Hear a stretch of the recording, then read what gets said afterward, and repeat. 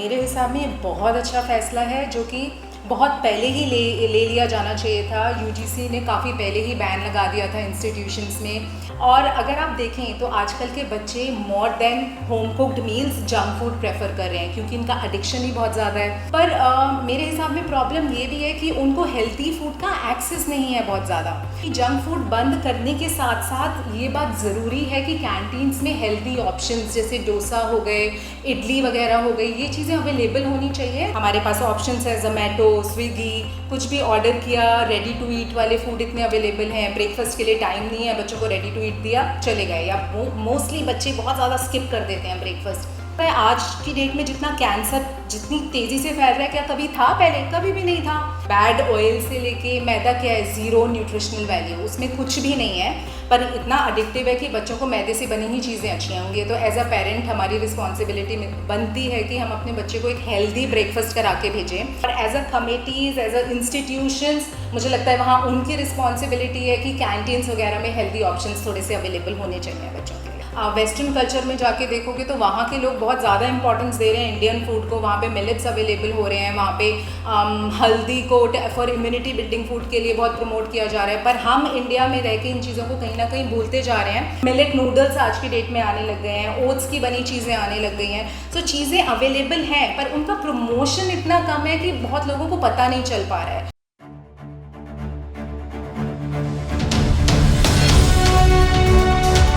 जनहितैषी, TRP नहीं भरोसा आपका।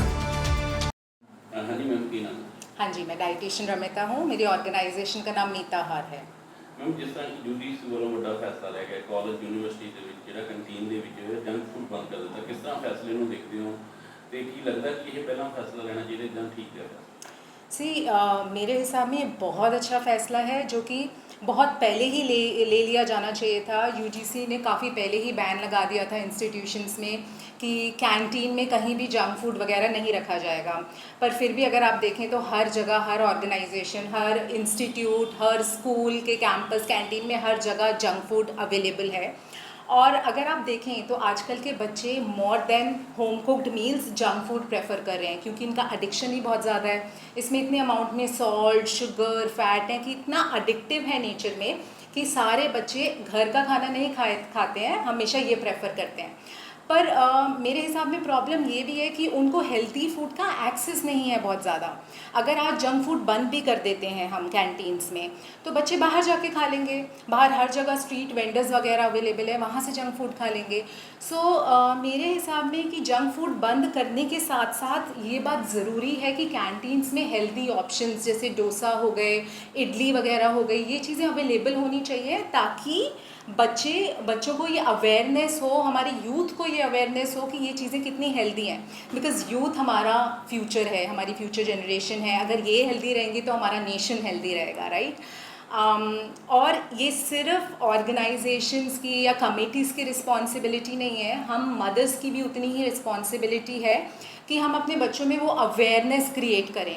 हम लोग बिकॉज़ आजकल बहुत वर्किंग है, स्केड्यूल इतना हेक्टिक है, घर की इतनी रिस्पॉन्सिबिलिटीज़ हैं, सो क्विक फिक्स ढूंढते हैं। हमारे पास ऑप्शंस है जोमेटो, स्विगी, कुछ भी ऑर्डर किया, रेडी टू ईट वाले फूड इतने अवेलेबल हैं। ब्रेकफास्ट के लिए टाइम नहीं है, बच्चों को रेडी टू ईट दिया चले गए। या मोस्टली बच्चे बहुत ज़्यादा स्किप कर देते हैं ब्रेकफास्ट।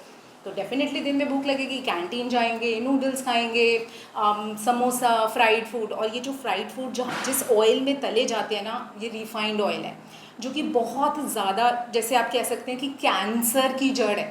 और तभी देखा जा रहा है आज की डेट में जितना कैंसर जितनी तेज़ी से फैल रहा है, क्या कभी था पहले? कभी भी नहीं था।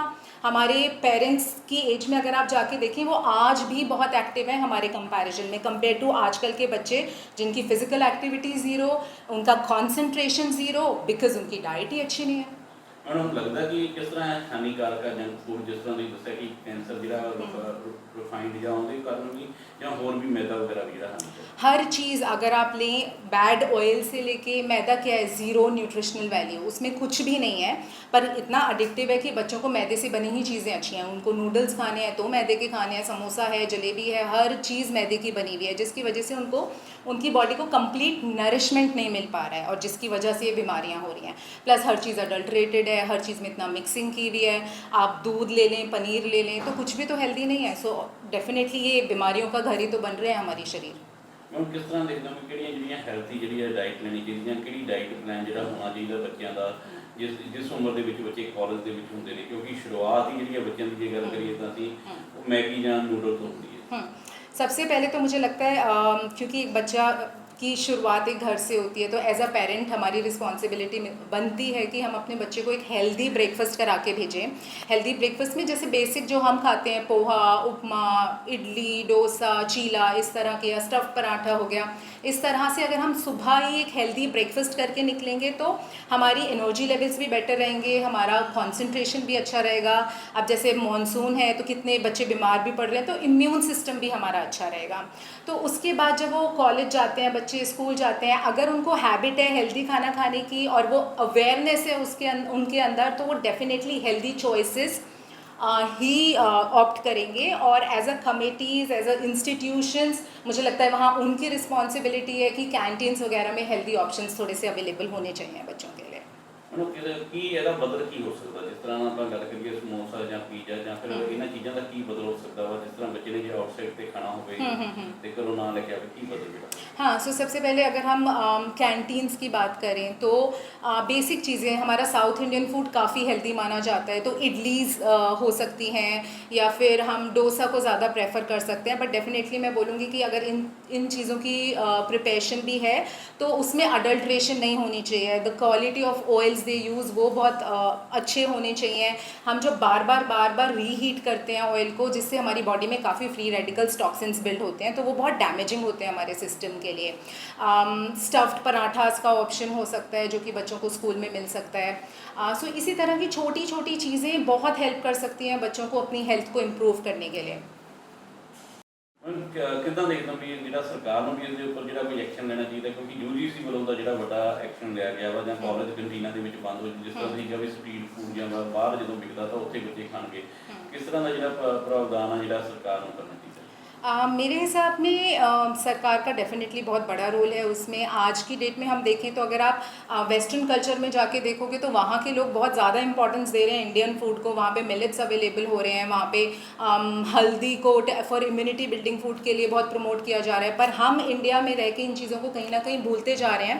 उसका रीज़न बहुत बड़ा ये है कि वेस्टर्न प्रोडक्ट्स को इतना ज़्यादा यू कैन से कि इतना ज़्यादा पीछे से बैक है कि वो चीज़ें कहीं ना कहीं हमारी इंडियन चीज़ों को साइडलाइन करती जा रही हैं। तो उनके प्रमोशंस इतने हाई हैं, उनके पैसे उन पे इतने ज़्यादा लगे हुए हैं। सो अगर हमारी गवर्नमेंट थोड़े से एफर्ट्स लेंगी कि हमारे इंडियन प्रोडक्ट्स को ज़्यादा प्रमोट करें, और बहुत सारे आज इतनी अवेयरनेस है कि बहुत स्मॉल स्केल इंडस्ट्रीज़ बहुत हेल्दी चीज़ें भी बना रही हैं, जैसे कि मिलेट नूडल्स आज की डेट में आने लग गए हैं, ओट्स की बनी चीज़ें आने लग गई हैं। सो चीज़ें अवेलेबल हैं पर उनका प्रमोशन इतना कम है कि बहुत लोगों को पता नहीं चल पा रहा है। सो मुझे लगता है कि गवर्नमेंट को इन चीज़ों को ज़्यादा ये अवेयरनेस क्रिएट करनी चाहिए पॉपुलेशन में, ताकि ज़्यादा से ज़्यादा बच्चे और उनके पेरेंट्स को ये अवेयरनेस हो कि ये चीज़ें खरीदनी हैं।